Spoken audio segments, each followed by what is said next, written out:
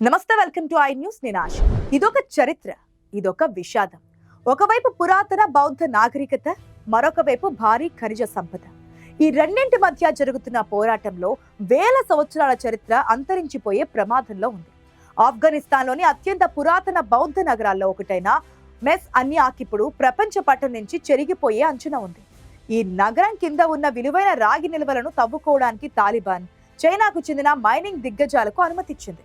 ఆధ్యాత్మికతకు, ఆర్థిక వ్యవస్థకు మధ్య జరుగుతున్న ఈ రేసులో మన దాచిన గతం ఎలా ప్రమాదంలో పడుతుందో చూడండి.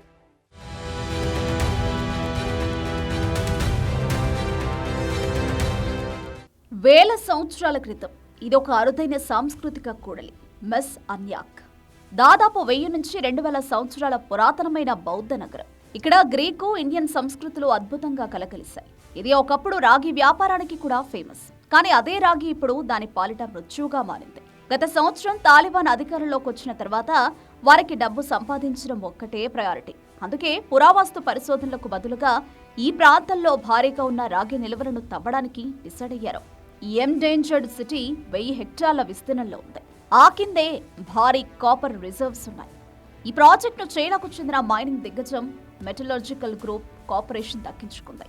వీరు 30 ఏళ్ల కాలానికి మైనింగ్ చేయడానికి ఏకంగా $3 బిలియన్ల భారీ కాంట్రాక్టుపై సంతకం చేశారు.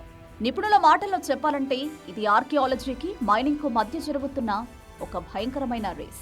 రాబోయే కొన్నేళ్లలో సరైన ఓవర్ సైట్ లేకపోతే ఈ ప్రాంతం భారీగా డ్యామేజ్ కావడం ఖాయం.